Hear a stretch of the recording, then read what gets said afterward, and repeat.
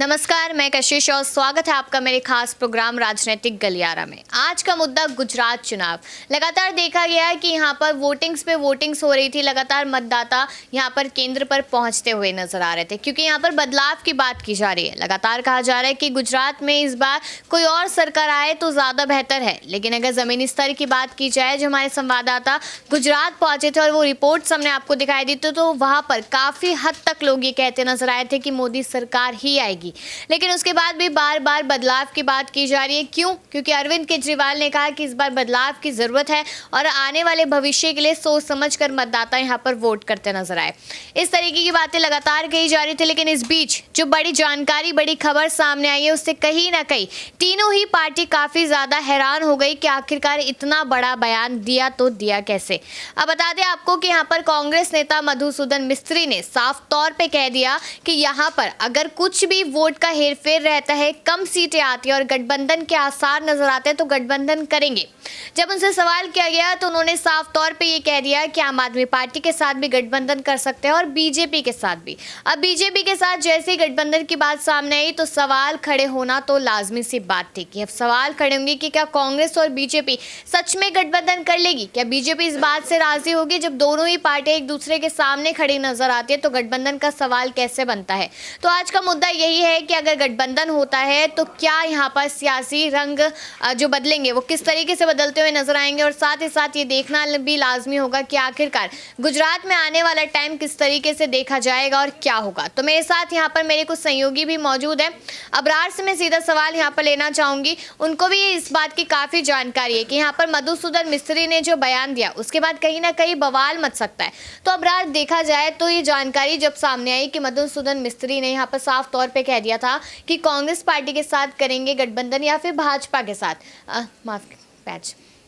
उन्होंने साफ तौर पे कह दिया था कि या फिर आम आदमी के साथ यहाँ पर गठबंधन करेंगे या फिर बीजेपी के साथ। तो मेरा सवाल बीजेपी को लेकर है कि अगर बीजेपी के साथ गठबंधन होता है कांग्रेस पार्टी का, तो ये क्या सोच के मधुसूदन मिस्त्री ने ये बात रखी जब दोनों ही पार्टी एक दूसरे के आमने सामने लड़ती हुई नजर आती है?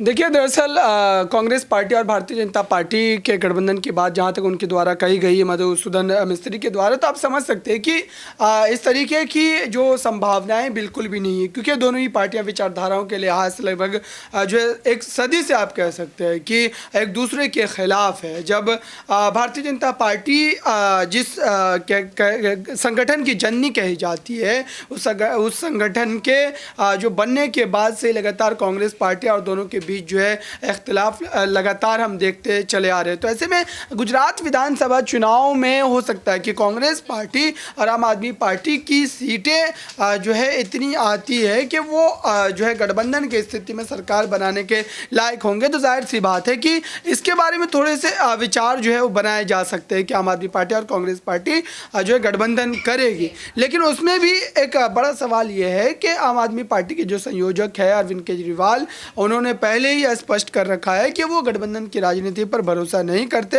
क्योंकि सरकार में खुल करके किसी फैसले को लेने की आज़ादी नहीं होती है। और साथ ही दिल्ली की सरकार को ले ले या पंजाब की सरकार को ले ले आम आदमी पार्टी की, वहाँ भी गठबंधन की स्थिति बिल्कुल भी नहीं है। तो ऐसे में मधुसूदन मिस्त्री की जो बात है, जो बयान है, वो कहीं ना कहीं सुर्खियों में बने रहने के लिए उन्होंने दिया होगा। लेकिन वाकई इस तरीके के संकेत जो है कभी भी कांग्रेस पार्टी के भीतर से नहीं आए हैं, जो भी वरिष्ठ नेता है गुजरात कांग्रेस इकाई के। तो अगर अभी देखा जाए यहाँ पर जो वोटिंग हुई है और वोटिंग के अनुसार यहाँ पर साफ तौर पे कहीं ना कहीं देखा जा रहा है कि बीजेपी अभी थोड़ा आगे बढ़ती नजर आ रही है। लेकिन हमारी रिपोर्ट्स के अनुसार अगर बात की जाए तो कांग्रेस पार्टी को लोग काफ़ी ज़्यादा पसंद करें कि इस बार कांग्रेस पार्टी ही आए। तो क्या लगता है कि राहुल गांधी की भारत जोड़ो यात्रा इस बार 77 सीटों से क्या पार करवा पाएगी कांग्रेस पार्टी को गुजरात में? देखिए, इस बार सबसे बड़ी एक तरीके से नज़र जो है वो बनी हुई है भारत जोड़ो यात्रा पर, राहुल गांधी पर, कि राहुल गांधी जो 2 दिन मात्र गुजरात की सियासत में उन्होंने अपना समय दिया, तो क्या वो वहाँ पर सत्ता में आने के बारे में नहीं सोच रहे थे? ये भी लोग जो है सवालात पूछ रहे हैं, क्योंकि अगर वहाँ पर प्रधानमंत्री मोदी से लेकर के अमित शाह जैसे बड़े नेता, भारतीय जनता पार्टी के कई शीर्ष स्तर के जो है केंद्र के मंत्री वहाँ पर मौजूद है, लगातार उन्होंने प्रचार प्रसार किया। तो ऐसे में कांग्रेस पार्टी की तरफ से राहुल गांधी जो कि पूर्व अध्यक्ष भी है और जाहिर सी बात है कि कांग्रेस पार्टी को बेहतर ढंग से समझते हैं, जानते हैं, तो ऐसे में उन्हें उन्हें कहीं ना कहीं गुजरात में ज़्यादा समय देना चाहिए था, लेकिन उन्होंने नहीं दिया, जिसकी एक बड़ी वजह रही भारत जोड़ो यात्रा। तो भारत जोड़ो यात्रा के जब शुरुआत के दिनों की बात की जाए तो उस समय लगातार राहुल गांधी के द्वारा भ्रष्टाचार, महंगाई, बेरोजगारी जैसे मुद्दों को जो है उठाने की कोशिश की गई थी केंद्र सरकार पर। उन्होंने ज़ोरदार हमला बोला था। तो ऐसे में अब गुजरात की जनता उनकी इन तमाम बातों को कितना में जहन में रखते हुए अभी वोट कर रही, क्योंकि अभी मतदान चल ही रहे हैं। तो ऐसे में अभी भी कहीं ना कहीं जो है कांग्रेस पार्टी को जो है एक तरीके से ये आशा होगी, उम्मीद होगी कि कहीं ना कहीं जनता अगर बेरोजगारी, महंगाई पर वोट कर रही होगी तो जाहिर सी बात है कि कांग्रेस की उन सीटों में इजाफा देखने को मिलेगा। लेकिन प्रधानमंत्री नरेंद्र मोदी ने जिस तरीके से आखिर समय में आकर के रोड शो किया है तो वो भारतीय जनता पार्टी के जो है पक्ष में माहौल बनाता नजर आया है। जी, यहाँ पर अबरार ने जिस तरीके से बात की है रोड शो को लेकर, तो मैं दीपक से सवाल करूंगी उसी चीज़ को लेकर कि आचार संहिता को यहाँ पर कहीं ना कहीं उल्लंघन किया गया है, इस तरीके की बात यहाँ पर कही जा रही है। क्योंकि देखा जाए जब चुनाव यहाँ पर होते हैं, चुनावों के दिन तो बिल्कुल भी आप रोड शो, रैली नहीं कर सकते, लेकिन पीएम होने के नाते वो कर रहे हैं। और यहाँ पर अब अगर देखा जाए तो बाकी पार्टी जितनी भी, आम आदमी हो गई, कांग्रेस हो गई, लगातार सवाल खड़े करे कि चुनाव आयोग के नियमों का उल्लंघन किया गया है। तो उसको किस तरीके से देखा जाए कि क्या ये सारी चीज़ें क्या पीएम के लिए अलाउड है, बाकी लोगों के लिए नहीं? देखिए, सबसे पहली बात तो जो पीएम मोदी की बात आती है वो वीवीआईपी लिस्ट की बात आती है, उसमें सीधा आइए, वोट डालिए और चले जाइए। वहाँ पर लाइन में लगने का या पैदल चल कर आने का कोई मतलब नहीं बनता। ये वो पीएम मोदी हैं जो हर चीज़ के लिए कार से ही लगभग जाते हैं, और वोटिंग डालने के लिए आए तो घर से यहाँ से पैदल आ रहे। तो ये सब राजनीतिक स्टंट ही कह सकते हैं, क्योंकि एक पीएम जो भारत देश का पीएम है, जिसके पास तमाम काम है, वो लाइन में लग रहा है, वोट डाल रहा है, तो ये कोई तुक नहीं बना। अगर देखा जाए एक विधायक या एक एमएलए या पार्षद भी होता है, वो भी वीवीआईपी तरीके से एंट्री लेकर वोट डाल कर आता है और वो जनता के बीच ऐलानबाजियां करता। रही बात आचार संहिता की उल्लंघन की, तो कांग्रेस पार्टी का सही कहना है, क्योंकि अगर ऐसे दिन पर यहाँ पर पीएम जैसे बड़े चेहरे यहाँ पर अपनी रैली अपने तमाम समर्थकों के साथ जनता के बीच जाएंगे तो उससे संदेश बीजेपी की पार्टी का बढ़ावा कही जाएगा। तो वो कहीं ना कहीं एक अपने आप में बड़ा दिक्कत की बात है। रही बात आपका जो एक खास ये जो मुद्दा है कांग्रेस और बीजेपी के गठबंधन पर, तो मतलब ये तो वही बात हो गया, जमीन आसमान का मेल करा देना बहुत मुश्किल है यहाँ पर, क्योंकि अगर ये मेल हो भी जाता है तो समझ लीजिए बहुत कह सकते हैं पार्टियों का नुकसान होगा। और बीजेपी खैर कांग्रेस पार्टी को उखाड़ फेंकने में लगी पड़ी। जैसे स्मृति ईरानी की बात कर ले, वो ये कह रही है कि राहुल गांधी की यात्रा ज़्यादा दिनों तक नहीं चलेगी। मल्लिकार्जुन खड़गे रावण बता देते हैं पीएम मोदी को, तो वहाँ से तमाम बयानबाजी होती है।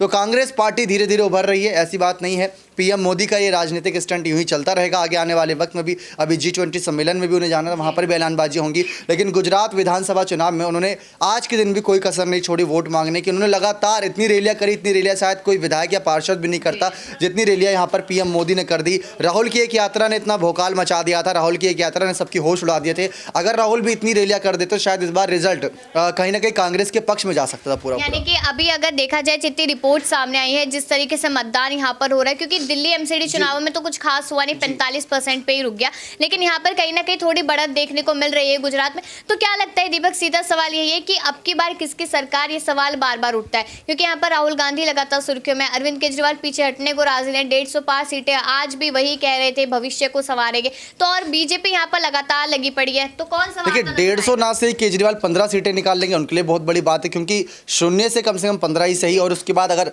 बात आ रही है सरकार बनाने की, तो बीजेपी की सरकार बन सकती है दोबारा, लेकिन कांग्रेस के लिए थोड़ी मुश्किलें रहेंगी, क्योंकि कांग्रेस 70 सीटों पर थी। उससे उस बीच अगर 4 से 5 विधायकों की बात करें तो वो बीजेपी की ओर गए और किसी ने आम आदमी पार्टी का हाथ थामा, तो वहीं पर बस वो 4-5 विधायकों का मात खाएंगे। बाकी 60-62 के करीब अप्रोक्स वो सीट निकाल लेंगे। और गहलोत आप जानते हैं राजनीति के जादूगर हैं, उन्होंने कसर नहीं छोड़ी। राहुल गांधी की एक ही रैली सही लेकिन कारगर थी। सोनिया और प्रियंका पहली बार नहीं आई। गांधी परिवार का ना पहुंचना इस बार गुजरात जैसे बड़े चुनाव में कितनी ज़्यादा सीटें निकालेगा। अगर 40, 45 या 50 भी निकाल ली तो गांधी परिवार की बिना निकाली, ये सबसे खासियत रहेगी इस बार। तो इस बार कहीं ना कहीं ऐसा देखा जा सकता है कि जहां पहले 77 सीटें जीती थी, वहां पर थोड़ी कम हो सकती है, शायद ज़्यादा भी हो सकती है राहुल गांधी की भारत जोड़ो यात्रा की वजह से। लेकिन सवाल अभी भी यही बना हुआ है कि अपने आप को सुर्खियों में लाने की वजह से कुछ भी बयानबाजी करना कहीं ना कहीं सवाल खड़े कर देता है। अब यहाँ पर मधुसूदन मिस्त्री कहीं ना कहीं सुर्खियों में बन गए और लगातार उनके इस बयान पर सवाल खड़े होने दिखाई दे रहे हैं। अब सवाल मेरा आप लोगों से है कि आपको क्या लगता है कि यहाँ पर अभी भी कांग्रेस सरकार बाजी मार सकती है, आम आदमी पार्टी बाजी मार सकती है, या फिर एक बार फिर से सरकार रिपीट होती नजर आएगी भाजपा की?